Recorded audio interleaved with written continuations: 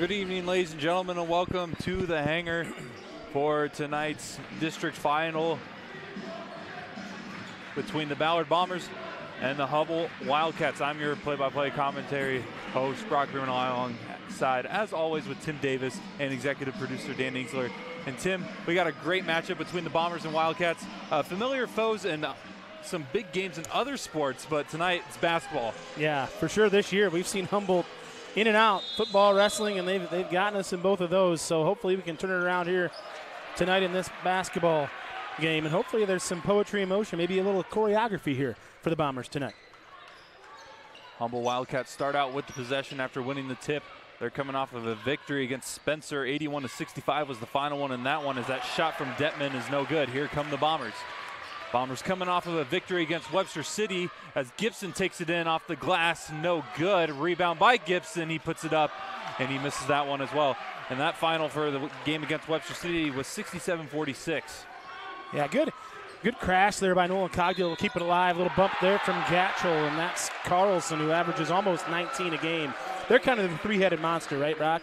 The Humboldt Wildcats. They got three guys in double figures. Matson with 12, Carlson with almost 19, and then Evan Hatcher averages over 20 a game. So we got to keep those three guys in check, and they can shoot the lights out of it, as we saw last week or on Monday when they were basically 50% from the three-point line, but he misses that one, so which is unusual there for Carlson. He shoots 72% from the free throw line. So Starters tonight for the Ballard Bombers, who have the ball currently: Mason Gatchell, Nolan Cogdell, Miles Mudd, Jackson Brown, and Jude Gibson. Looking for their first points of the game. Wildcats coming out here in a man-to-man.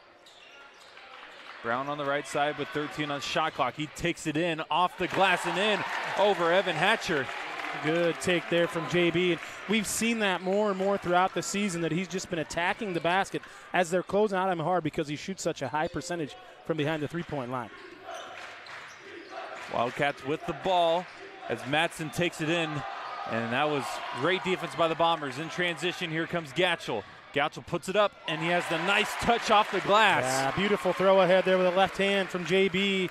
Get it up to Mason. We like that pace of play too, Brock. We know we've seen the Bombers on Monday night.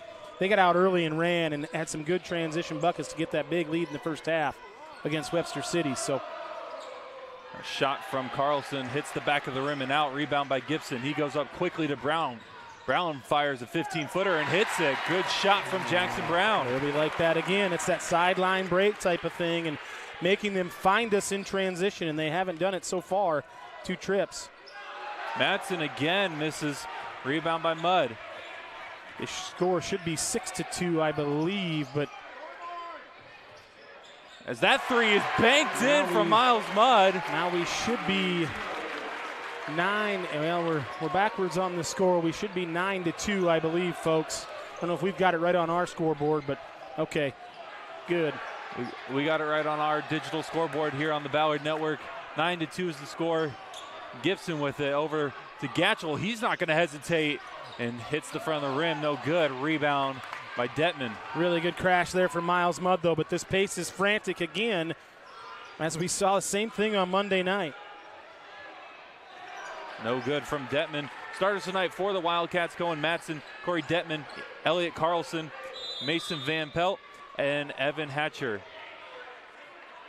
I think we're just going to try to get the scoreboard figured out here in the hangar. Right now they got it 6-4 Humboldt, and I think we've got it 9-2. Is that correct? Yep. I think we are correct. And they've got it in the scorebook over there. I just think it's on the digital scoreboard here, I guess, in the gym where it's not quite right. So we're going to figure it out. Maybe they got the wires crossed. It happens to us sometimes up here. Yes. Now this Humboldt team, Brock, they've won some nice games and they've had some not great losses, you know, and they've come in with a decent record. But I also think that conference they play in, we play in that Raccoon River Conference. We talked about it. Ton of good teams, and so strength of schedule comes into play this time of year, obviously. And for the Bombers, this is a really good start. Yeah, executive producer Dan Aisler's looking at saying my scoreboard's fine. We know, Dan, you're overworked and underpaid. We understand that.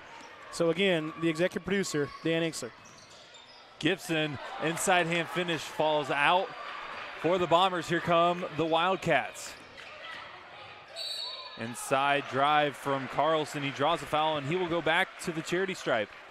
The Bombers are having a hard time getting matched up. That's the second time in transition where I don't think we know exactly where we're at. And it may be just because Humboldt's not very big as far as post guys, our perimeter guys can basically trade guys on and off if they want to. Now, that's probably a Coach Shirks thing where, hey, you're on so-and-so and you're on so-and-so. And again, these guys, Carlson, we know he can fill it up. Hatcher's been quiet here to start the game, but we're not even 4 minutes into this one, and the pace has been pretty up and down. So good student section here tonight for the Bombers, too. Brady's crew has showed up and out, looking like kind of a tropical theme over there. Bear, you got any of those shirts like that? You got to have one. Oh, you got to have at least one. I got one. I got a whole outfit. I got a shirt and swim trunks. They match. It's if only you showed up with that outfit. I should have if I'd have known. Oh, Jude. Miscommunication right there from Jude and Mudd as that ball was overthrown and out of bounds. It'll go Wildcats possession. Right on cue. I was just going to say the Bombers have done a nice job of finishing possessions with rebounds, but we've turned it over and missed a couple of layups. So this is Hatcher on the drive. Misses it, tipped. An offensive rebound for the Wildcats. Right on cue. Announcer's jinx right there. Just got done saying how we've done a solid job, and we give up an offensive rebound. Nice pass from Carlson. Just Detman couldn't handle the ball, and it goes out of bounds. Really nice back cut there from Detman, and a really nice little pocket pass right on the money. Just couldn't handle it. Fortunate break there for the Bombers because that should have been 2. Here comes Gibson, a guy who averages 17 points a game for the Bombers. Down low, Cogdell, he spins, puts up that little jump hook, and man, right he's got the sweet touch. Yes, it is. Right in his wheelhouse, turning over his left shoulder, kind of rose up. Again, I think the tallest guy that Humboldt starts 6'1", so Nolan could be in for an evening if he keeps doing things like that. Bomber faithful getting into it right now as they lead 11-4. Hatcher inside, he draws a foul off the reach on Gibson, so he will go to the line for a pair of free throws. So that's Gibson's first, team's third, already here in the first quarter. That's 3 pretty early ones on the team for the Bombers. So Hatcher's a guy who shoots 81% for the line, so he's not going to miss a lot of them, so he makes that first. Yeah, and that explains why he averages 20 a game, right? He gets to the line probably quite a bit. You're shooting at 80%. You shoot 8 a game. You're making up a lot of points standing there by yourself. Parker Miller and Owen Greco check in for Mudd and Gatchel. Goes 2 for 2 is Hatcher. And here come the Bombers. Humboldt plays this aggressive man-to-man. They pick us up in that half court and really try to get us to extend outside of that 25, 28-foot mark, and had success in the half court. The Bombers have done a decent job on that little set for Cogdale, but other than that, it's been a 3 ball. And Gibson silences. Other than that, it's been an open 3, and there we go. So far, I'm 0 for on all the calls right now, so that's good. On the other end, that 3 from Hatcher hits the front of the rim. No good. Here come the Bombers. They're wanting to go quickly as Miller's on the left side. Greco lost the handle on the pass and it's stolen away by Van Pelt. Spinning, looking to give it up, and does. And the Wildcats will set up their offense with 3 to go in the first. Bombers are going to go to this 2-3 zone now. Bounce pass inside. Cogdell defending. That shot is up and in for Elliot Carlson. Only 6'1", able to get it over Nolan Cogdell. Yeah, Carlson's got 6 early ones. Really good finish there. 2:40 to go. Brown with it for the Bombers. Cogdell up high, looking to get inside, spinning, gets it up over the front of the rim and in. Good finish there again from Cogdell. He gets it inside of that 8-foot mark, Brock, and he's pretty tough to stop. Wide open is Detman for 3. And we know they can fill it up. We can't leave them open.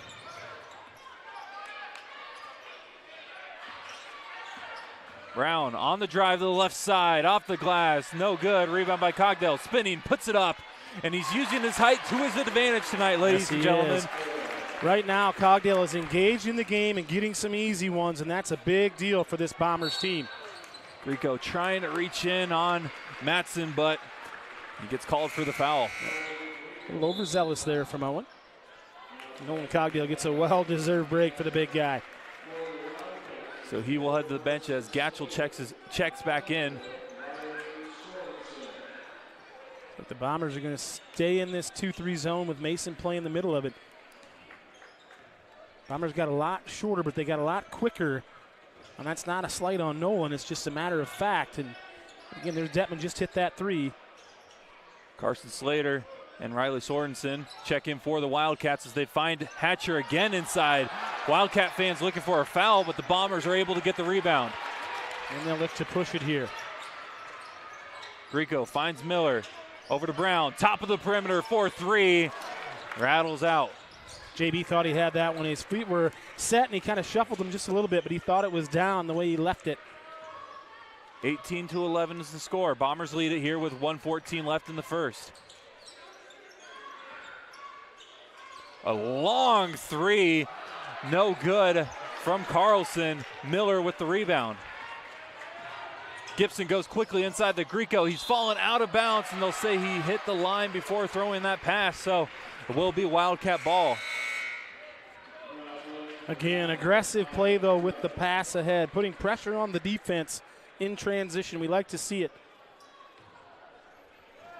Humboldt's just hanging around here, and the Bombers have 18, and they've missed some bunnies, but Humboldt's not going to go away quietly. Good play there from Miles Mudd. Able to come up with the steal on the other end. That layup is good from Jude Gibson. Transition buckets, Bear. It's the name of the game right now for the Bombers. Under 40 left in the first. And you go, PK got his hand up. Good contest there from PK Miller. So shot clock is dead. Bombers will hold it for 1.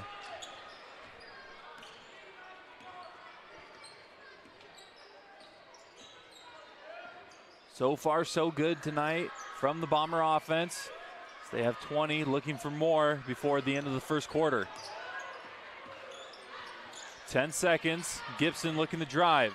Trying to feed Mudd. Mudd moves right at the last second, which leads to a turnover. Right idea, wrong execution again there. So Wildcats have 6.3 seconds to get something up here. Bombers got to be smart because they got 4 here right now, Bear, and a foul takes them to the line. So Carlson puts it up off the front of the rim and no good, and that will do it for the first quarter of play. Your Bombers lead it 20-11 here inside the hangar.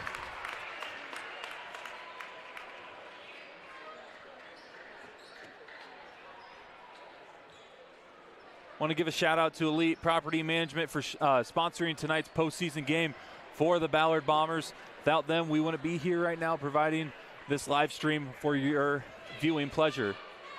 Yeah. Also, a little cheap plug, but I do run a podcast network with a bunch of buddies, and we do sports-related ones revolving from the NFL to the NBA. I actually just did one about the EA Sports announcement of college football coming back this morning with my buddy Max, who's also an assistant coach at Boone for the boys program. So if you're interested in tuning into some of those, you can find us pretty much anywhere at 515 Podcasts on every social media network, and then on Spotify and Apple Podcasts, you can find us at 515 Podcast Network. Absolutely. Also want to give a thank you to Flight Bar and Grill for being our presenting sponsor all year long for everything Ballard Athletics and Ballard Network-wise. Another reason why we love the support from the Ballard community. So Bombers will have it here. They lead it 20-11. Entering the second quarter. Really, Bear, couldn't ask for a better start if you're a Bomber fan. Yeah, we could have. We could have made some bunnies, but you know what? 20-11. Defensively, I thought we were really good, finishing possessions with rebounds and being aggressive to the rim, just like that one. Didn't go for Miles, but he gets the second tougher opportunity one. Is good. Yep. And I think we got 3 or 4 offensive rebounds. We've been just cleaning the glass so far. Bombers are going to stay in this 2-3 zone, it looks like.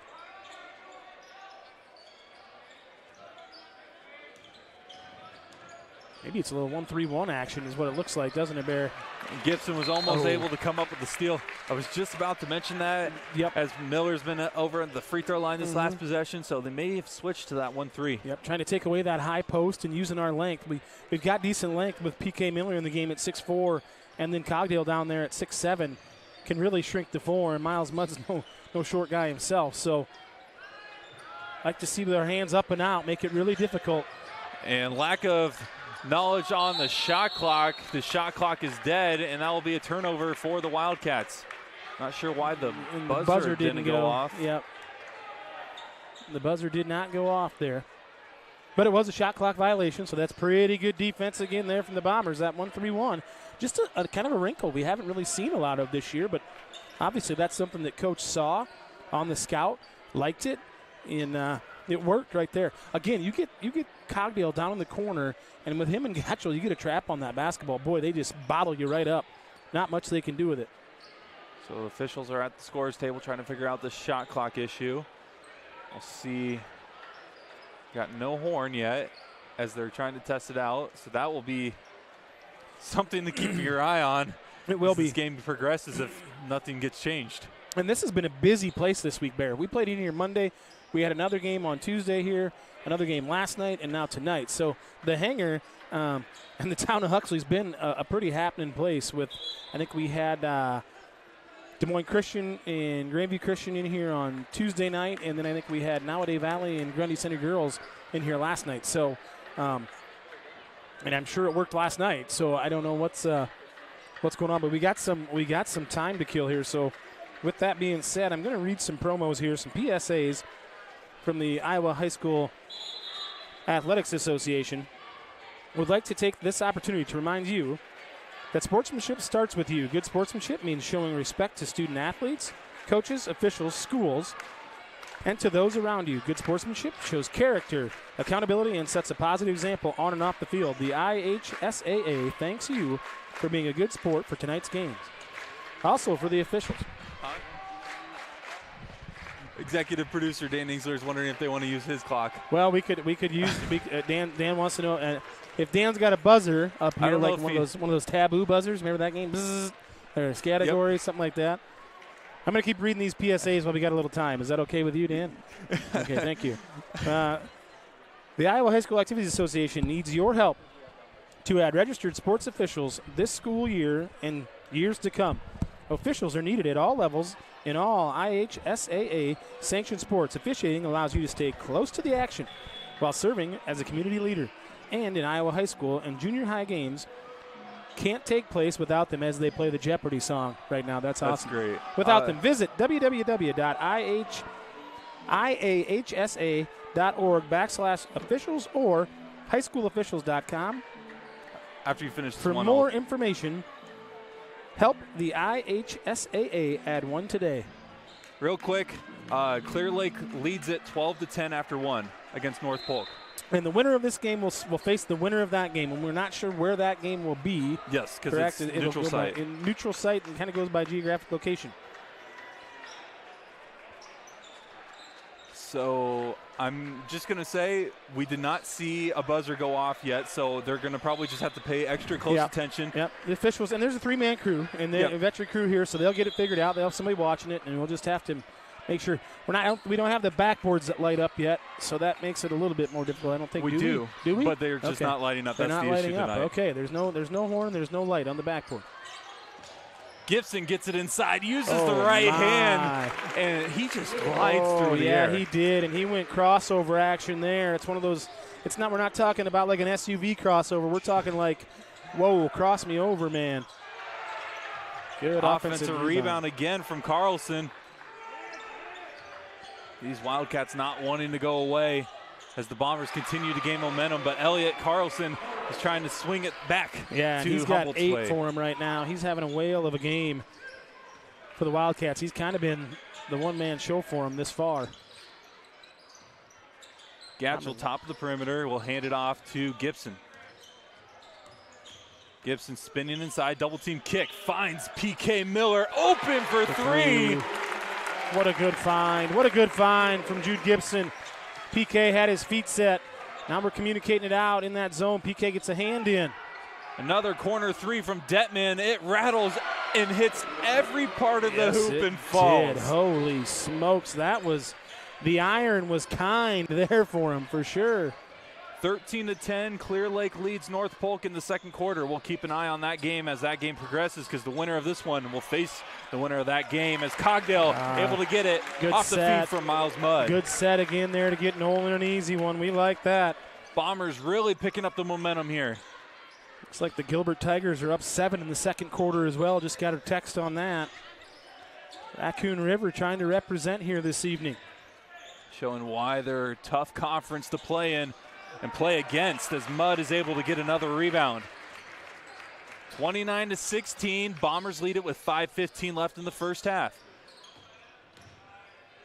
Wildcats keep trying to get back in it, but every time they put something on the scoreboard, Bombers come right back as Gibson pulls the trigger on the three, no good. Rebound to Carlson.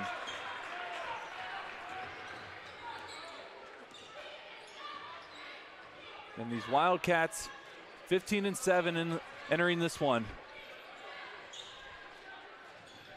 Carroll's got ADM down 10. That's Miles Mudd climbing the ladder. Shot back. Woo! Baby Miles Mudd, rise up, he says.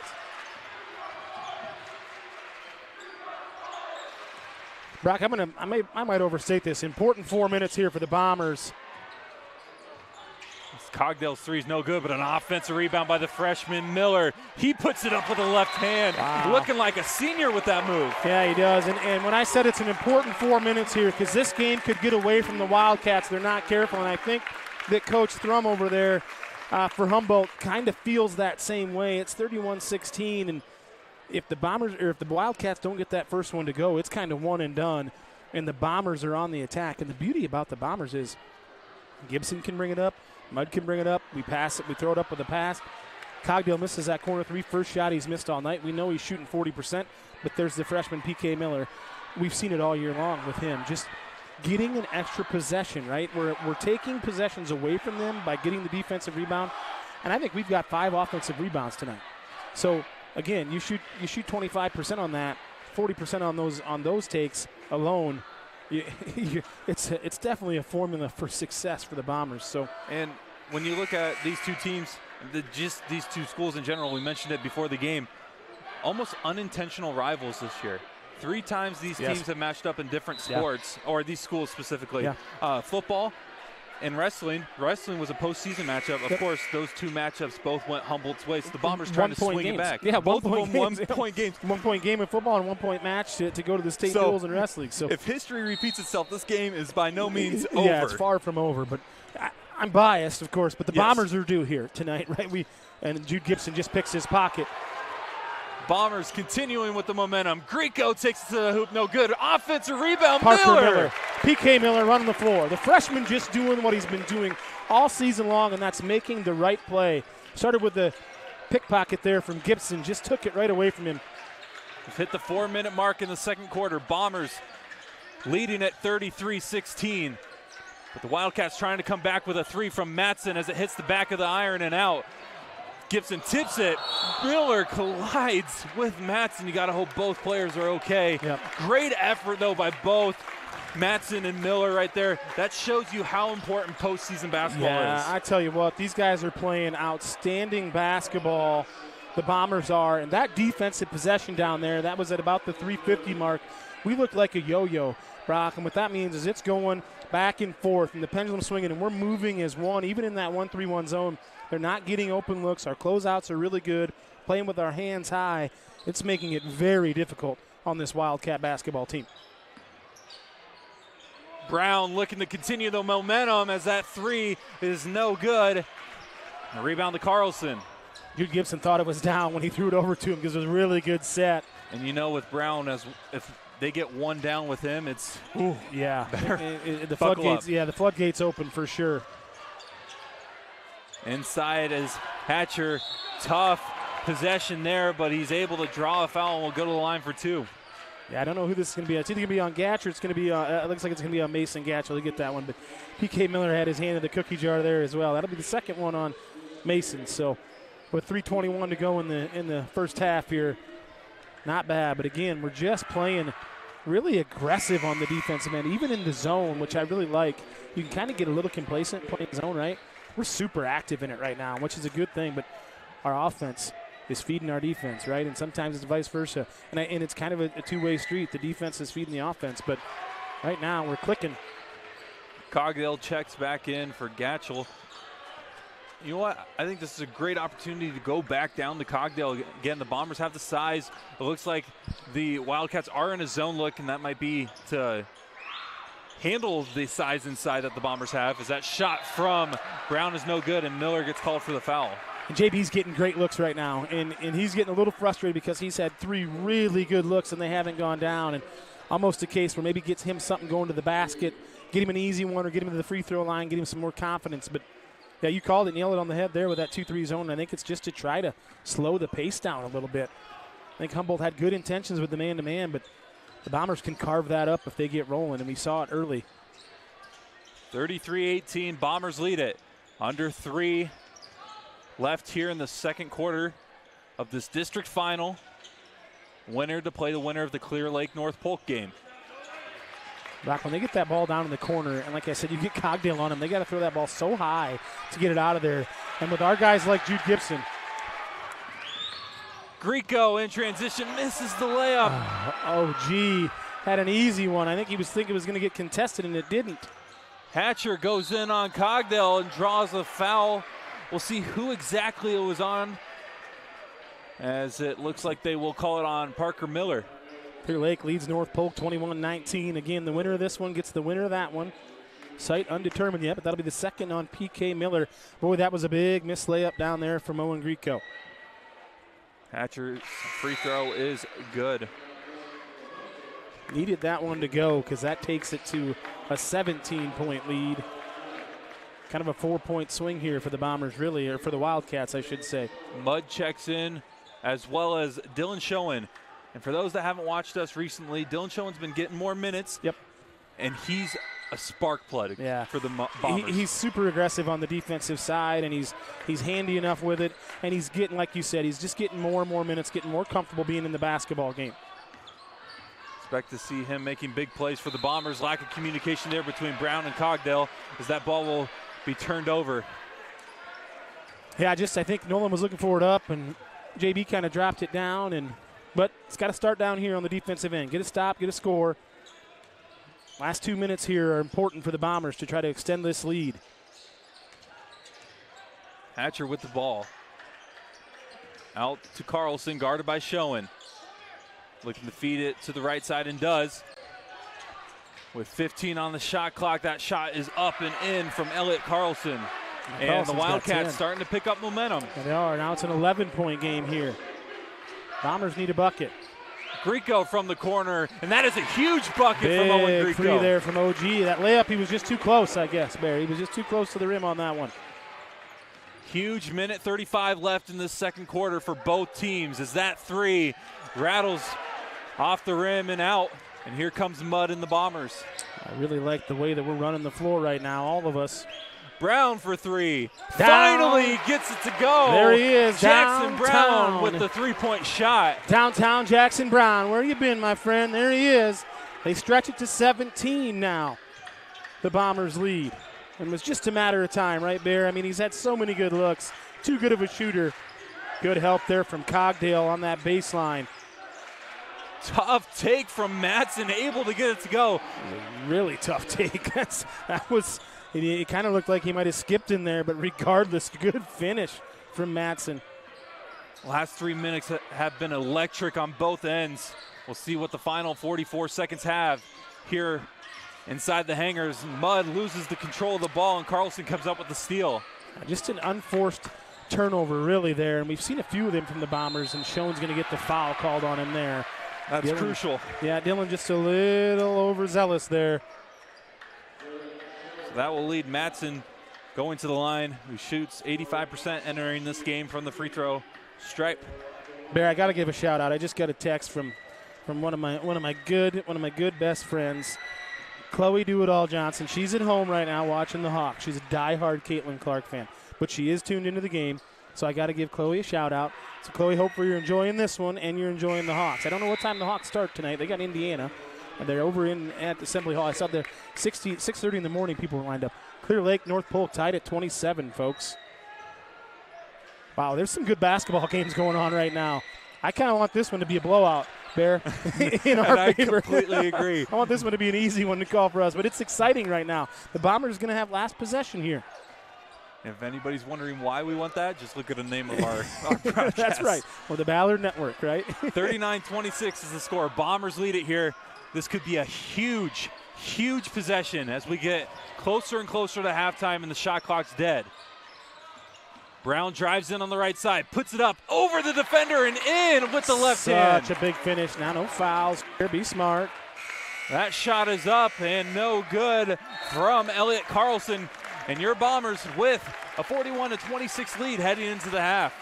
Bear, I'll tell you what, very similar to the game that we saw on Monday night as far as Bomber basketball. Ooh, I think my headset's getting a little funky on me here.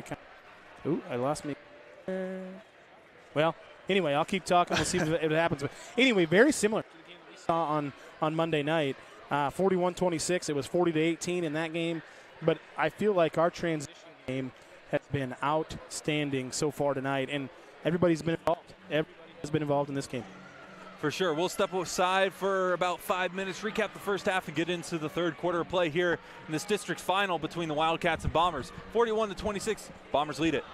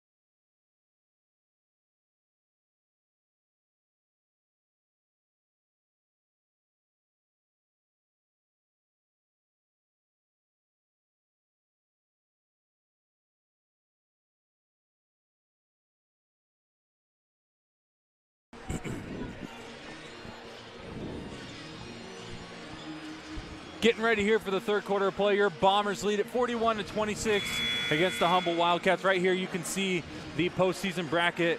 The Iowa High School Athletic Association Class 3A Sub-State 2 District Final between the Ballard Bombers and the Humboldt Wildcats.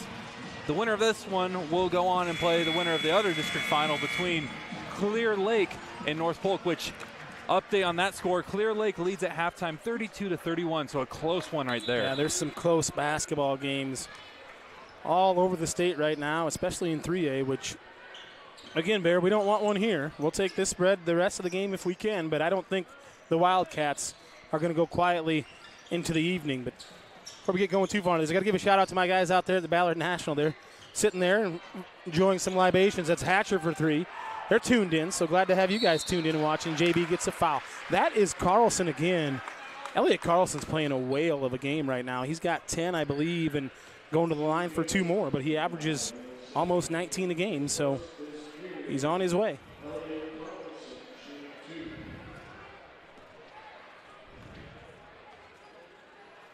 First one from Carlson is no good.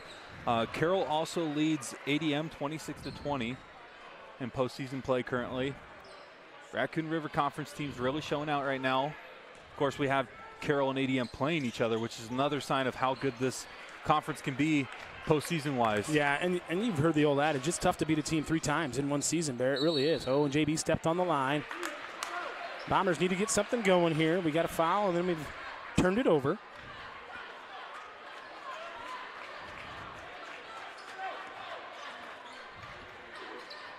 You've always mentioned the first 3 to 4 minutes in the third quarter are arguably probably the biggest minutes of the game, especially for a team that's leading big as well as a team that's trying to get back in down big.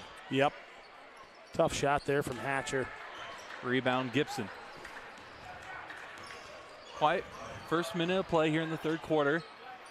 If I'm the Bombers, I keep my foot on the gas. As Brown misses that 3, offensive rebound by Mudd. Mudd looking, thought about putting it up, found Gatchell at the last moment, and the ball slips through Cogdale's hands off the pass. Good pass. That's about the 3rd or 4th time we've seen that tonight. Just kind of an unforced error, had some good passing. And a long 3. Honestly, could have seen a foul called as Brown collided with Matson, but no foul call, and here come the Bombers. Gibson will pull the trigger for 3, hits the back of the rim. No good. Brown puts it up, bodies his way over Good Hatcher for the finish deuce. from JB. Down low, JB, instead of downtown.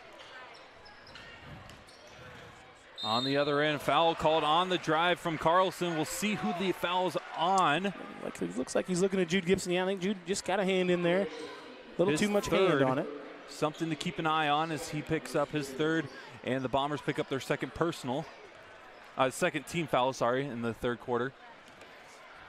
And that will lead to a pair of free throws here from the Wildcats and Elliot Carlson, as Owen Greco will check in after the made free throw for Jude Gibson. Yeah, I don't know if we'll see Jude here again in the third quarter. So Bombers without their point guard, their leading scorer. But the nice thing about the Bombers is we don't have a ton of depth, but we've got quality guys, 1 through Quality 7, over 1 quantity. through 8. Yeah, absolutely. Let's be strong with the basketball. Looks like Humboldt's going to go back into a man-to-man here. And they're going to they smell a little bit of blood in the water. Cogdale will put it up and in. Had Mudd wide open in the right side of the wing, but, high percentage shot. Yeah, he caught it that deep. Really nice find there from Greco. The Bombers stay in this 1-3-1. An adjustment made by Humboldt, but looks like we got 2 guys, and it's all right. That's all right for Mudd. He's like, well, wait a minute. I think we both had it. We were both out of bounds. But adjustment made here by Humboldt against the 1-3-1. They've had a couple decent looks out of it, moving the basketball a little bit better and attacking some gaps. Long 3 from Carlson, no good. Leads to a rebound from Gatchell. Good push ahead there. Brown looking to drive to the left side. Inside hand finish off the glass and in. Wow, little right hand finger roll off the top of the window. JB trying to get the crowd into it a little bit. Getting close to the 5-minute mark. Gatchell comes up with the steal. able to intercept that one. On the other end, he puts it up with the left hand and in. Beautiful finish right there from Mason Gatchell. Humboldt's going to get a timeout, Bear. I'm telling you, Jude Gibson went out with about 6:14 on the clock, and the Bombers have extended the lead by 6. And it's just because of that zone defense. When we play with our arms up and out, with this lineup in, nobody's under 6'1". So you've got some length out there, and we know we've talked about this before with Owen Grieco, kind of those weirdly long arms for a guy his height. But Gatchell's an athlete. Browning's an athlete. Mudd's a smart player. We saw him rise up and get a block. And Cogdale down there on that baseline. Nice job by Coach Schertz with this zone. I will say that. I want to give a shout out to our game sponsor, Elite Property Management, for sponsoring tonight's district final and Class 3A Substates 2 bracket here in the state of Iowa. Without them, we wouldn't be here right now calling this great game. We love the Tappers. Yep, those guys. Wesley, little boy Wesley, he plays on 5th grade travel team with some of the boys I know. I watched him play, so he's a little hooper. So we sure appreciate their sponsorship with Elite Property Management. We're blessed, man. We're blessed to have these guys say, yeah, we'll do it. We'll sponsor it, and because it isn't free. It's free to our listeners, but it costs a little money for us to be here, and we've got great support. Good contest. Floater right there from Matson, able to get it over the Bombers' defense. Like you said, great contest, but sometimes offense just beats great defense. Yeah, absolutely. Couldn't ask for anything more from Nolan there. Just a really good finish. Gatchell, top of the perimeter, looking to drive in on the right side. He puts up a difficult shot, and for a guy that does not shoot the ball often, that was a great take. Especially off the bounce, right off that top of the key, 2 dribbles. But he's doing a nice job finishing with his outside hand and just kissing it soft off the glass. We've seen Mason get a little rammy with it, but not so much tonight. It's been beautiful. Great ball movement from the Wildcats leads to a missed 3 shot, but an offensive rebound. Elliot Carlson reverse layup off the glass. No good. Tipped around. Battle for the rebound, and Brown comes up with the board. Yeah, nice job there from Nolan Cogdale, just keeping that ball alive. Brown tries to hand it off to Mudd, but it was stolen away. On the other end, easy deuce from Elliot Carlson. All right. Yeah, they say, okay, let's get refocused here. Up 20. Be smarter with the basketball. Again, another kind of just unforced turnover. That's about the 6th or 7th of the game tonight for the Bombers. And, I mean, we're up 20, but without those, man, it could be a 30-point game right now. So Cogdale with it, looking to battle inside, spinning, puts up a difficult shot, and gets the friendly roll off the front of the rim. He just rose up, and he trickled that thing right off the top of the front of the rim and just goes in, but no one can elevate pretty well, and one thing that, they're going to work with him in college is finishing with that left hand. Once he gets that game figured out, he's going to be tough to stop down there. Bombers come up with another steal, continuing the momentum they built in the first half. Brown has it on the left side, down low to Mudd. Bodies his way, misses, puts it up, off the putback attempt. Mudd gets the deuce. The Bombers are playing hard right now. That's a travel on the Wildcats.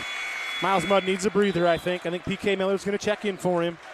And that he will, as Jackson Dodd and number 24, Riley Sorensen, check in for the Wildcats as well. And Dylan Schoen will check in for Mason Gatchell. Gatch is going to get a breather, and I think this is going to be a quick one for Mudd or Gatchell because Nolan Cogdale is giving maximum effort right now, and he's gassed as he should be. Coach Schertz is dig in here for an offensive possession. Oh, good find. Good find. And P.K. Miller. Miller is making plays like a senior would. He is. And what a good find there from Nolan Cogdale, senior to freshman. And a tough shot from Carlson is no good. Rebound by Cogdale. On the fast break. Kicks it to the corner. This would be a huge 3. Brown rolls in and out. Schoen gets the tipped offensive rebound. Another offensive rebound. Bombers still with it. Miller's double team. Tries to give it up to Cogdale, and Grieco recovers. Whew. Boy, I'll tell you what, if that one would have went down from Jackson Brown, this place would have went crazy as I stood on my feet because I thought it was in. Good find there from Cogdale as well. Brown with it off the pass from Schoen. Back to Schoen, driving in. On the left side, kick out. He is fouled as Grieco puts up a 3. That would have been a great 3 to have, but the Bombers will take it out underneath the bucket. Yes, it would have been. Ball movement's been really good here in this quarter. So Grieco to inbound it. Finds Brown on the left corner, looking to drive in and does. Goes up over a couple defenders, doesn't get the friendly bounce off the rim. Right now, the Bombers' defense is outstanding, Bear. It is really something to be reckoned with. 57-31, Bombers come up with another steal. Brown, bounce pass to Grieco. He puts it up with the left hand and in. Oh, man. This is like choreography. It's like poetry in motion, whatever you want to say, but it's something that's beautiful right now if you're a Bombers fan. Carlson's layup is no good. Rebound by Cogdell. Quickly out to Grieco. He finds Schoen. Schoen bodies his way up and in. Big time finish. It. And one. Dylan Schoen will go to the line, looking to convert an old-fashioned three-point play. Bear, I'm telling you right now, this Bomber team is sharing the basketball like it's Thanksgiving dinner, man. It is past the plate. Give me the cranberries. I'll take the sweet potatoes, and we'll put it off the glass. Outstanding basketball on the defensive and offensive end for this Bombers team as they stretch it to 30. Whoo, baby. I got a PSA I got to read here, Bear. Participation in the Iowa High School Athletic Association encourages all Iowa students to take part in their junior high or high school activities and athletics offerings. Research shows students who participate in school, clubs, fine arts, extracurriculars, and sports are physically healthier and more likely to volunteer in their community, go to college, vote in elections, and most importantly, get better grades than the students who do not participate during every year of school. Get involved in your school today. Just want to go back to that last play right there that led to Schoen getting the layup. We talked to Grieco before the game on Monday. Yep. And he talked about how this team just cares so much about one another, and the chemistry is just unmatched. And it showed right there because he gave up a senior. Yes. Gave up the ball to a sophomore because he knew he could rely on Dylan Schoen to get the layup. 100%. And Dylan with that left hand, strong kid. Finishing. We saw him on the football field this year make some outstanding plays. His effort's never been questioned, but now he's fitting into this mold, and he's getting big minutes here in this third quarter. Again, he's ready. He's ready to play basketball, man, and it's a tribute to Coach Schertz, and it's a tribute to their practice habits is what I would say. Schoen misses the free throw. Grieco able to tip it. Miller on the right side. Offensive rebound off the free throw for the Bombers. And they'll reset and run another offensive play. It could be a 4-point swing. Yes, it could. Nice job there from the senior Owen Grieco getting him set back up. Gatchel posting up. Bodies his way in. And we'll go to the line for two. Tell you what, when Mason wants to, when he wants to get down low and kind of post up, he's got broad enough shoulders, but he can rise up. Makes it hard to guard. Barry, I don't know if you got some updates here. We get some text messages from some guys, but it looks like Winterset's down 6 midway through the third quarter, and Gilbert's up 7 midway through the third quarter. So, and Clear Lake is up 39-31. Okay, so that's the game that we're most focused on, but there's some upsets brewing throughout the state in 3A right now. Gatchel goes 2 of 2, 63-31. This has been a fun third quarter to watch for the Bombers. Yes, it has. And Coach Schertz talked about that on Monday. You know, the worst thing that happened to him was the halftime. Hasn't been the case as Detman able to get that three. The Wildcats needed that one. Under 50 seconds to go here in the third quarter. Bombers with a huge lead, looking to grow and continue building on their momentum. Miller to the hoop. Looking to draw a foul and does, so he will go for two. Yeah, PK kind of split that. It wasn't even really a double team. It was kind of a hedge on the screen, and he took the path of most resistance as opposed to the path of least resistance, but strong enough. And that's the thing about PK Miller. He's only going to get stronger. Only a freshman, 6'4" freshman. Yeah. Makes the first, shooting around 74% from the charity stripe. I wish I was a 6'4", almost 42-year-old, but I don't think it's going to happen, Bear. I wish it would. Hey, you never know. Well, I do know, Bear. It's science, brother. It's silent. And Gilbert's up 8 at the end of the third, getting live text, and I appreciate those guys out there texting me that are watching ours and watching those following because they know. Will be a huge couple of days here as we're getting closer and closer to state tournament time. This is my favorite time of year. Yeah, it is. You know, for those folks watching at home, if you don't have it, or you go back and watch this, that Iowa Score Feed app is a really good one because it gets you live updates from people in the crowd. There is what it's designed to do. Another difficult shot, but Gatchel is able to draw another foul. You're right, Bear. Very difficult, but Mason was under control that entire time. He kind of pump faked, kept his pivot, knew where he was at, wasn't in a big hurry, didn't throw it up, went through his arms, drew the foul, right? I mean, that's nothing wrong with that play. Free throw is good. Gatchel with 7 points, averaging 6.1 points per game, so already over that season average as we get close to the fourth quarter. Little substitution action here for the Bombers as Jackson Brown will head to the bench and Easton Ursuline will check in for the first time tonight. Definitely getting Brown a breather ahead of the fourth quarter.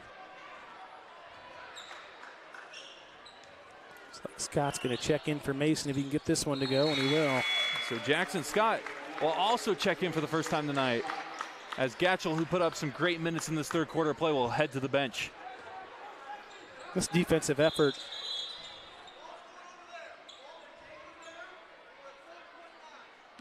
Good job by the officials as we didn't touch. Wildcats didn't touch it. That trail official had the clock. Very nice job by him, just kind of saying, hold on, get it straight. Got a great crew tonight Yes, of we officials. have. They've let him play. It's been pretty open. And here we go. Wildcats get something up before halftime, and it goes over the bucket, and that will do it. 66-34 is the score. Bombers lead it. Bear, I don't know if we can overstate enough how good of a quarter that was. We had 41 at half, I believe, and 66 now. Folks, if you're at home watching, if you feel compelled, our guy Brady Hillebrand, we had the benefit dinner on Monday night for him, raised $6,000 in that deal. Had a great turnout for that. That's the QR code. If you want to, if you feel compelled, if you haven't, if you already have, that's awesome. But Jeremy and Sarah and Sister Lily's been over there quite a bit. They got a younger brother, Tate. He's been over here playing basketball. I think he broke his toe the other day in PE, so the Hillebrands are up against it. But we've had some really good reports from Brady, and folks, we've got some really good updates from Jeremy and Sarah, and Brady, keep fighting. You know, and I go back to Monday night where it got real dusty in here when Grady Grieco was with us at halftime, and he said, just keep fighting. And it's simple, to the point, but it's factual, man. So, Brady, keep fighting over there, brother. We can't wait to see you on that baseball field coming up this spring, but your Bombers are showing up and showing out, and so is Brady's crew over there with all their inflatables and all their fun shirts and things like that. But, man, I'll tell you what, Bear, quarter to go here. It's been all Bombers so far in this one. The third quarter was, that was really good basketball, man. Really good stuff. And what a time for the Bombers to start figuring out everything on both ends. Yeah, for sure. In postseason play. Bryce Miller on the drive. He checks in to start the fourth quarter of play. Basically a whole new crew, really. A lot of these players don't get a lot of time. Playing time usually during the regular season, but again, we mentioned postseason-wise, they've started to step up. And there's no quarter limitations either, right? So these guys play 4 quarters of JV. They only get 2 in the varsity game, so now they got all 4 quarters if they want them. And Coach Schertz is showing that he's not afraid to use them, and these guys are getting some action in this game. Oh, Dylan just got in there just a little late on that one. So it will be called on Schoen. And I do have to give a shout out to Bryce Miller and his family, the whole Miller family. His grandfather passed away this week, so it's been a tough week for those guys too. So, but you know what? Toughness, adversity. Bryce Miller's as tough as you're going to find, and his dad Brant kind of raised him that way, and he's got a sister Katie, and mom's a really sweet lady, but he's a tough kid. But to the Miller family, Todd, he runs the Kingdom Hoop stuff, so thinking about those guys as well. It's a tough deal. Miller with it. Clear Lake starting to pull away against North Polk. 48-35 is the score. As Schoen lost the handle on that ball, and a steal for the Wildcats. Yeah, Dylan tried to force something that just wasn't there. Bombers just got to stay in it defensively here. And if you're Coach Schertz, that's what you're looking for out of these guys is defensively stay strong. Don't give anything away. Nothing easy. And so far, so good here for the Bombers. Been all Bombers so far tonight as Easton Ursuline uses his wingspan, able to get the block on that one. It is difficult to block a three-point shot. Yes, it is. That young man's got some springs in those legs. I'll tell you what. Correct me. I believe that his mom played college volleyball at a fairly high level, so that was like kind of at the net with the block there. Schoen comes up with the steal. On the other end, Miller with the fast break layup. That is Bryce Miller, the freshman. Off the feed from the sophomore Schoen. Again, transition buckets, Bear. I like that. That's good basketball. Defense leads to offense. This is so fun watching this crew. Yes, it is. Wildcats with the possession. They kick it to the left corner. Detman fires a three. This time it's Pure. Well, Detman's had a nice game. This is his third three of the game, I believe. He's got 12. 68-37. Ursuline with the ball, looking to get inside. Puts it up and in. Easton Ursuline with the jumper. Just as smooth as butter there for Ursuline. See if the Wildcats respond. So they get it again out to the left corner for another three. This time Carlson misses it. Tipped around, he gets the offensive rebound. Ball's loose, Schoen dives for it, comes up with the steal, and Scott's able to secure the possession for the Bombers. Ursuline corner three. Misses it. Offensive rebound. Oh, the CEO. Lincoln Miller gets the bucket. The chief energy officer. Surprised he didn't look at his little brother PK over there on the bench and say, dude, it's not that hard. Let's catch the offensive rebound, put it off the glass. Another three from Carlson. Misses. Rebound to Slater. Detman bounce pass to Van Pelt. Van Pelt's basically double teamed, has to kick it out. Top of the perimeter three from Detman, misses everything. But Van Pelt's there to recover. And after a couple attempts from Carlson, the Bombers get the rebound. And even with, and this is not even with this crew, but defensively, the Bombers, nothing has been easy for this Humboldt Wildcat team tonight. Everything's been contested and crashing the glass. And Schoen with a tough finish there from Dylan Schoen. What a couple minutes here from the Bombers, more specifically this young Bomber core that is starting to get more and more minutes as postseason play continues. Schoen able to read that pass, comes up with the steal. Here comes the fast break. He goes up, no foul called, great take either way. And here come the Wildcats. Turnaround shot from Detman's no good. And that is Van Pelt off the rebound over Lincoln Miller. Schoen comes up with another steal after Miller was able to tip it. And Dylan said, I'm going to slow this down. I just kind of got beat up a little bit, and Dylan's working hard. You can tell by the look on his face. Ursuline feeds Schoen down low, and he gets the layup. Dylan needs a break. Oh, looks like we got maybe an injury here. That looks like Cohen Matson, number 5, a little shoulder issue maybe. We just bumped into somebody wrong. And hope the young man's okay. He's trying to suck it up, but he says, I don't know. Don't want to speculate. Trainer Jordan is over there. Best. Yeah, he is. He's always Johnny on the spot with it. And he's real calm. I like how his demeanor is very calm. There's nothing really that, some of those, sometimes when kids get injured, they get real worried, and to have somebody there that's kind of calm and just, hey, you're all right, big fella. Jordan's been here. We've had a nice, I don't see any of them tonight. We've got those Iowa State students that come down and get some internship hours, which was huge for us. It's been huge for us. Such a good relationship we have with the university up there. I mean, we got you, Bear. What more do we need? I'm skipping class right now. Well, hey, Bear, don't tell anybody that. Oh, actually, class would have just gotten over 4 minutes ago. And shout out Ella and MK. There you go. Two people I always take class with at 5 to 8 every Thursday night. Fortunate enough that this game's going on, I get to call some hoops action instead of attending the class for 3 hours. As that shot is no good from Detman. Rebound by Miller. Here comes Bryce Miller.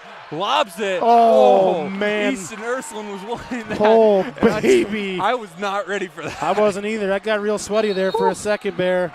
And a travel call. It's a little better pass. Easton had plenty of hops on that one to catch it anywhere in the area code. It was just a little off. I guarantee you that's something him and Bryce will work on. We're going to see that next year, if not this year yet. I'm going to keep that in my notes, just knowing that that's a possibility you now. Bet. You betcha.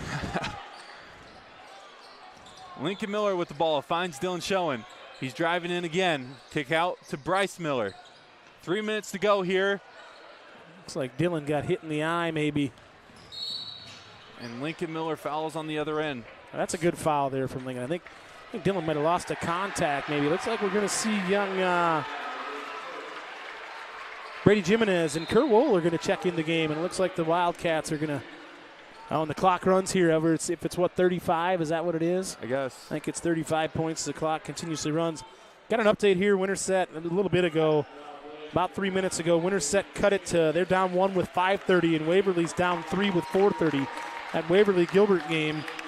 And Winterset's got, who do they have tonight? Is that Newton? No, I don't know who they have exactly. Need to get the Iowa score feed app. I do. I have it. I just couldn't get it loaded up here fast enough. Ursuline, another block from 3. Able to save it, too. Great effort there. Wow. Just being an athlete, right? Now we're going to kick it around here a little bit. Slow down, everybody. Take a breath. Under 2 minutes to go. 76-37. It looks like your Bombers are going to be moving on to the sub-state final.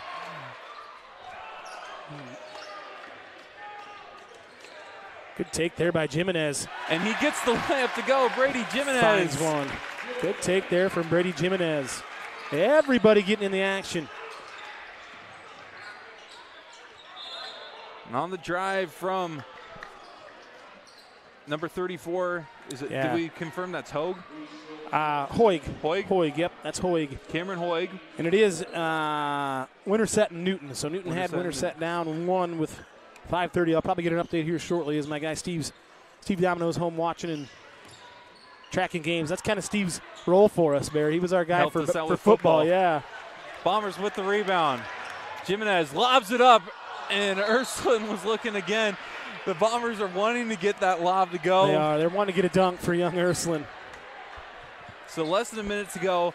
Real quick, I want to say thank you to everybody who has truly supported the Ballard Network over the past year. Without your guys' support, we would not be here right now calling this postseason action and calling another Ballard victory as the score is 78-37 right now. We're not sure if we're going to be broadcasting the next game. However, if there is a live stream, we will be sure to let you know. As Wohl fires a 3, hits it!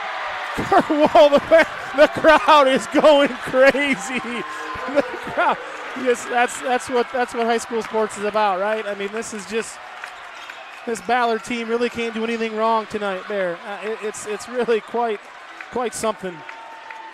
It's a joy to be here, I can tell you that. That 3 from Gustafson is no good. 4 seconds left, and your Bombers are going back to the sub-state final. Wow. 81-37 is the final score. Your Bombers win it.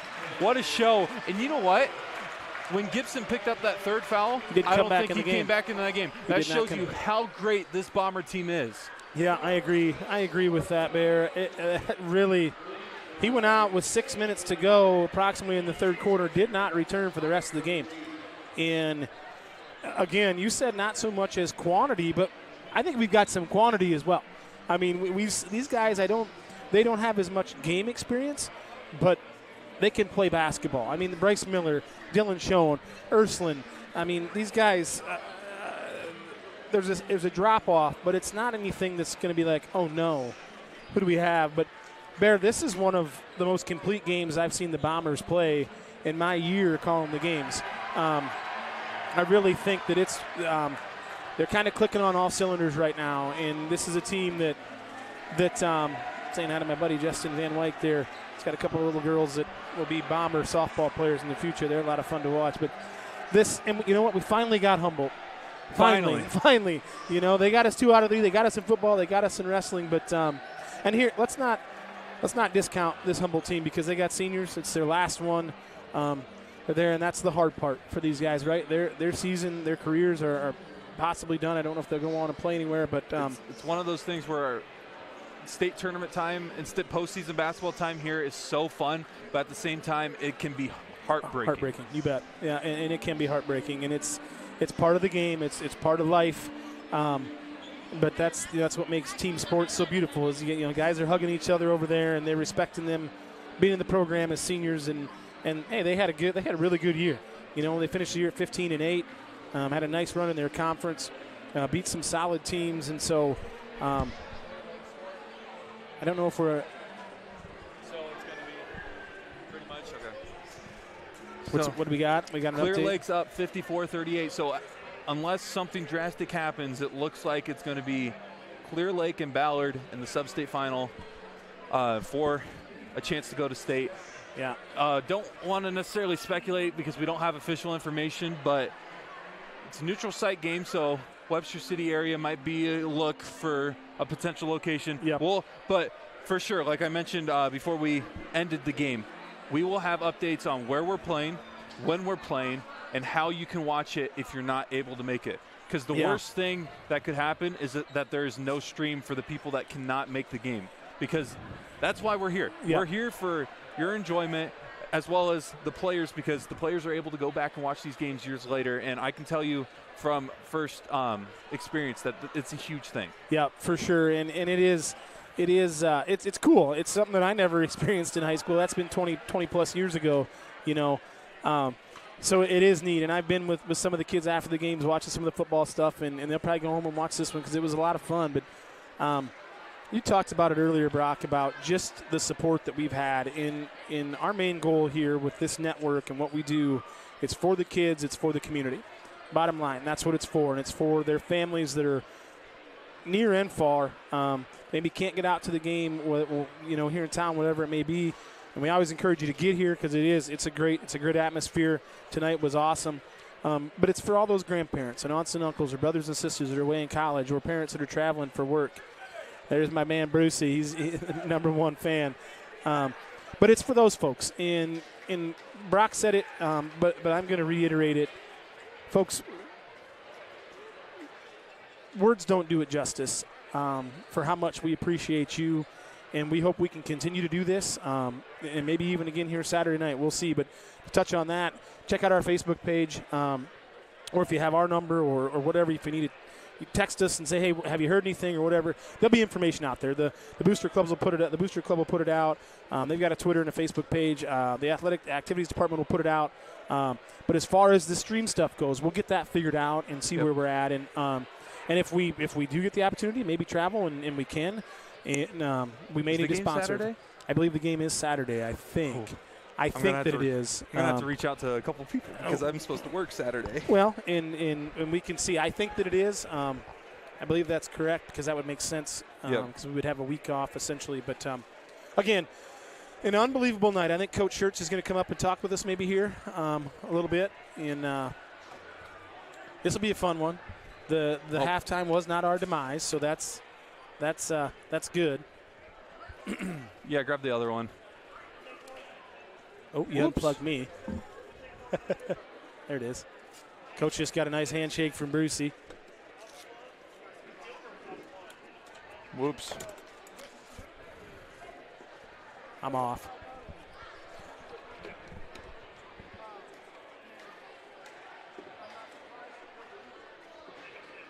There he is.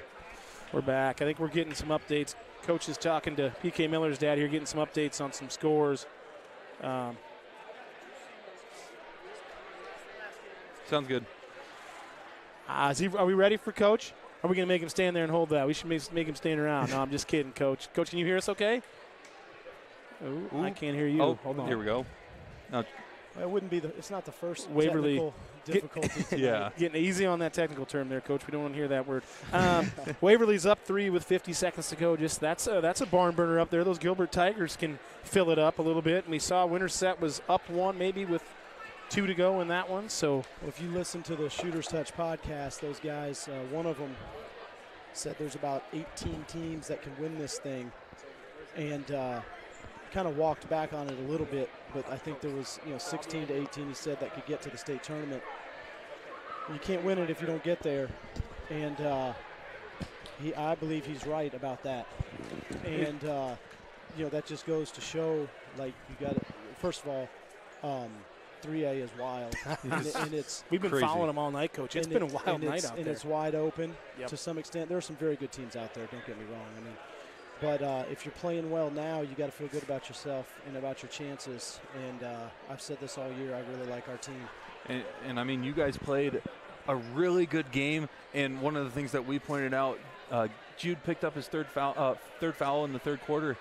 Never had to go back in, not necessarily because you needed him, because your guys off the bench, Bryce Miller, Dylan Schoen, Easton Ursuline, had a couple lobs that we were trying to get down on Easton Ursuline, but I'll make sure to keep that note that he can fly. But no, it was a great game off the bench.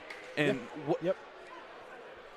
how does that feel, knowing that you can take a great player in Jude Gibson kind of out with foul trouble, and then now you don't necessarily need to put him back in? Yeah, no, when we got to that point, it was like, well, our best ability is our availability. Mm-hmm. And so I want to shout out with that comment, number 33 for them, he rolled his ankle yesterday.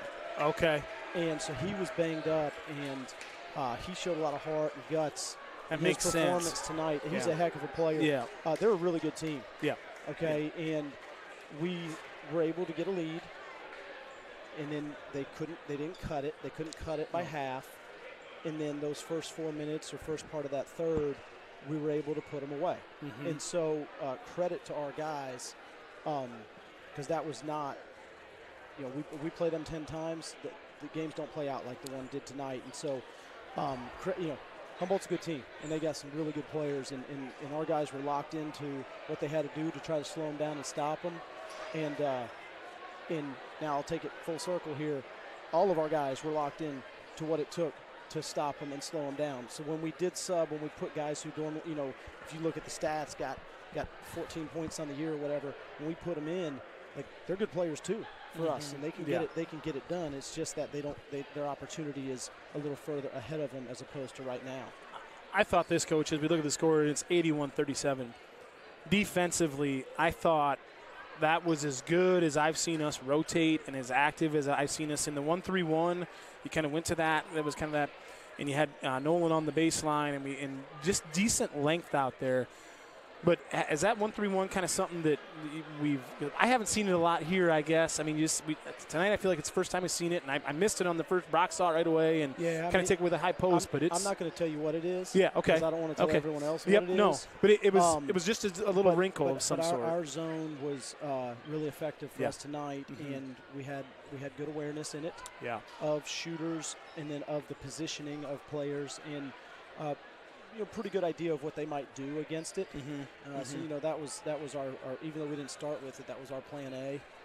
And then we had a few, we went a different zone and played some man too and going back and forth trying to keep them out of rhythm because these guys put up a ton of points. Yeah, and shoot a lot of threes, and they take them and make a ton of them, right? You might say, well, why are you going to play 3/4 of the game zone with a team that's the 8th 3-point percentage team in the state that shoots a bunch of them? Well. I tell our guys this because I want to give guys reasons and so they understand what we're thinking and doing. The most threes we've ever had hit against us was 13 2 years ago at Winterset, and we played man the whole game. So that's kind of a misnomer about, zones give up threes and get out of the zone and that kind of thing. If you're able to match in it, which we do, we're able to match up. It's not a basic stand around. Youth league zone. Right. There's a little more to it than that. And if guys are playing good D and have good awareness, we can contest and there's a lot of advantages to it. So it was good for us tonight. I think I referenced yo-yo, but what I probably meant to say was it was almost like a pulley system. Because as the ball was moving, we were moving and closing out really well. As they got it in the corner and they skipped it, that's a really good pass. Our closeouts were really good. Everything it felt like for Humboldt, for them to get points was very difficult. And then for us, it was not easy, but we got out in transition just by getting our hands up and out. And I thought a couple things. We did a great job on the glass on the defensive side. We did a great job on the offensive side in that first quarter, especially that first half, just getting some extra possessions and maybe missing a bunny, but getting it right back and finishing strong. Like it was really a thing of beauty, and it was that transition of our defense led to our offense, and it was really, really good tonight. We haven't always been the best rebounding team this season, in the last 3 or 4 games, I guess, Dallas Center's an exception, I think, because their Jimmys and Joes are a little bit, well, they're all bigger, basically. That's an outlier. And that can kind of hurt you a little bit. But we have really stepped up that. And we've made a little bit of we've had some intent with that. We give out a superhero, and we've set the bar at a certain number of rebounds a game. And we really don't talk a lot about stats and counting stats, because that's sometimes an area to be selfish in and stuff like that. But we've told them the one area where you can be selfish is rebounding the basketball. Yeah, absolutely. And so if you reach that standard, if you reach that amount of rebounds in a game, you literally get an action figure superhero the next day. And so the guys they're clamoring for that and going for them. We started it when the JV was still playing, and if you got some boards in the JV game, then got 1 or 2 in the varsity game, and that you add them together, and that met the number 2. So it's really turned up the attention to that, and just finding different ways to try to get it done, to try to emphasize the things that are really important. And like you said, we get the rebounds, we're out of there. Yep. And we might not just shoot an open layup, on every transition, but when we arrive and the defense is not set, our guys are really good at playing off the catch and making a play for themselves or each other. And, we can score in bunches that way. We can dig ourselves out of a hole that way. That's how we dug ourselves out of that Webster City hole. When they cut it to 10, we picked the pace back up a little bit. And, we got some guys that can go. Yeah, and you talked a little bit about that as far as having the opportunity for an advantage. And I thought we had a lot more advantage plays tonight, and you just touched on it as far as that transition and just putting pressure on them, because they tried to go zone and they tried to get us slowed down a little bit, and it worked for about maybe a possession, but it was just our guys were in that mode of looking ahead, passing ahead, and really we had some turnovers that were kind of uncharacteristic, but they were aggressive plays and they were unselfish turnovers, like looking to make that extra one and maybe just a little bit of miscommunication here or there. But those are, as a coach, it's like, okay, that's not bad turnover. We don't want them, but it's better than forcing something or, just something crazy. But I thought, Coach, everybody 1 through 10, 1 through 12 that got in the game tonight, you said it earlier, everybody was dialed in. The game plan was solid, and everybody knew what the game plan was. Whether you were the first guy in or the 12th guy, there was no drop-off in anything. And I tell you what, it was a ton of fun to watch tonight. That's the first time I've stood up in a basketball game a couple times in one game calling it, because there was some exciting things. And it was a good way to go out with the last game in this gym for the seniors, and I think they'll be up here in a second. And you mentioned turnovers. I've never been a part of a game where there's been 0 turnovers. No. So they're going to happen. No. And there's certain ones you can live with. And that 2-for-1 ended about as poorly as we could have imagined. It was a turnover, and then we fouled a guy shooting a 3, and then we did something, I don't know, on the other end. But it's like, well, go make the next play, and let's, and for a coach, not dwell on that. And for a coach, it's 180-137, played really well. But as a coach, there's like, you know what? We're pretty good, but there's some things that we can just be a little bit better at. And, we're playing, you said it earlier again, when you're playing well this time of the year,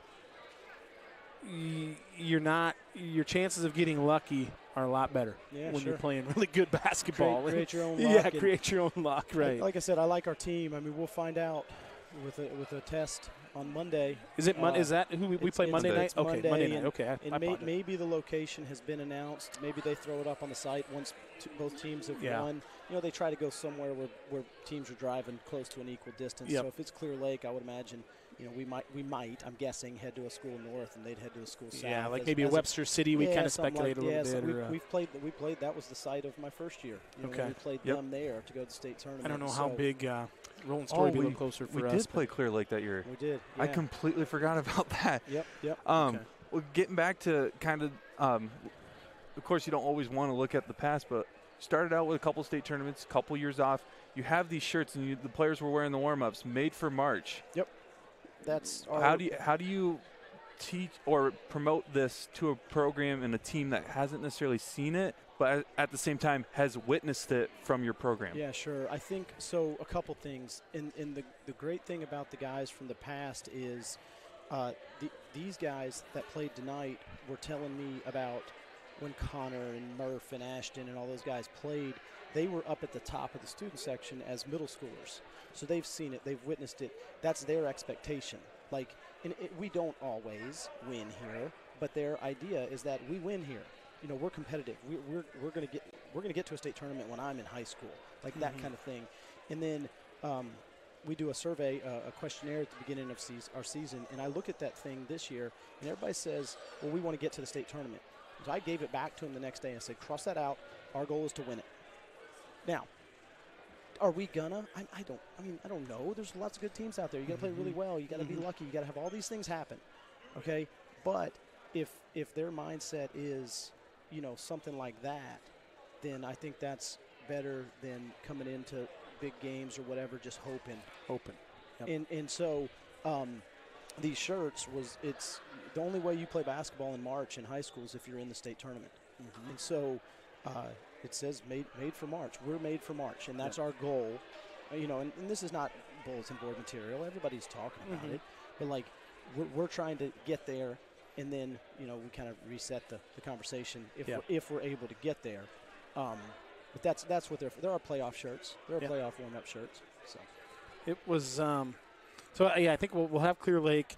I saw Waverly ended up winning. Waverly ended up getting Gilbert on a dunk. A dunk to end the game. And then Winterset ended up winning. ADM got Carroll. Bondurant.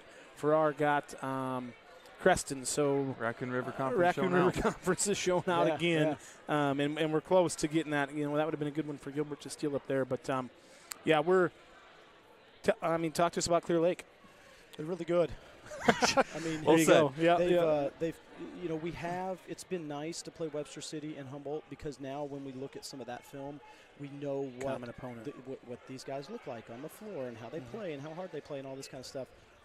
Nevada's a known quantity to me, because I know their coach and some of their players, because we play them over the summer. So they played Clear Lake. Yep, they beat them this year. They actually got them. They did.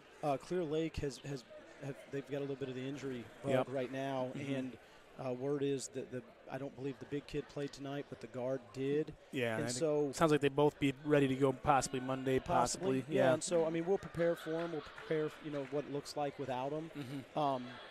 And they got shooter. They got a really good point guard. They got size. They play incredibly hard. They're well coached, and so we'll have to play our best. Yeah. I mean, and like you said, to get to March, you got to play your best. And right now, I feel like from Monday to Thursday tonight, you know, we talked about it after the game Monday. You said the worst thing that happened to us was the halftime. Well, the halftime didn't bother us tonight because we had 41 tonight at half. We had 40 on Monday, and then that third quarter defense again. I go back to the defense, and I love watching offense and I love watching transition basketball, but when you're moving as a unit, and you know this, you've been doing it for a long time. When you're moving as a unit defensively and nobody cares who gets the credit and you just get it blocked out and go to the other end, there's something to that. I mean, that's a winning formula at every level of basketball. But if you can put that together this time of the year, and then we got guys that can fill it up. I mean, you really think about it, and I know that knowing your demeanor, it is what it is. But Jude was good tonight, but he wasn't Jude. JB, I mean, there was 4 shots that JB makes 2 or 3 of them. For sure, you know, and so, like, but we had other guys. Cogdale, again, I thought Nolan Cogdale these last 2 games, his energy has been so good, and I look at him, and he is gassed in some of those quarters. I mean, he was gassed in the third, but he was given everything he had. Same thing with Miles Mudd, and that tells me that they are giving maximum effort on both ends of the floor, and they're like, hey, I got to come out. There were multiple times in this game and in the previous games that they've asked to come out, which that doesn't happen in the middle of, you know, early January or middle of December. You know, because for a variety of reasons. And so you like to see that. And then when we put guys in, they play well too. And 100%. Keep it going. All right, Coach. I don't know if we'll get the seniors tonight. Nolan's right there. We could speak to Nolan real quick. And if not, we're gonna figure out, Coach, what Monday's gonna bring and where it's gonna be, and if we'll do a stream, and if we can do it, we'll do it. Cool. So, but anyway, we'll let those guys enjoy their friends and their time, and you know, hopefully we can, hopefully, knock on wood, we can maybe do something Monday, and we'd love to have you back up here. This has been a lot of fun. I know, you know, multiple people, whoever, you know, some Humboldt people and even Ballard people appreciate the live stream and the commentary and the broadcast and the opportunity to watch it from home if they can't make it to the games. And So let's see you up at wherever we play Yeah. on Monday, but I hope also so. tune in if you can. Yeah. So, Yes. Well, yeah, and we'll be there, but I'll be there anyway, watching one way or the other. Hopefully, I'm with a headset on. So, Awesome. all right, Coach. Thanks a lot. Thank you. Thanks, buddy. That was head coach Jeff Schertz. After the 81-37 victory here inside the hangar, they will play Clear Lake at a place to be determined on Monday.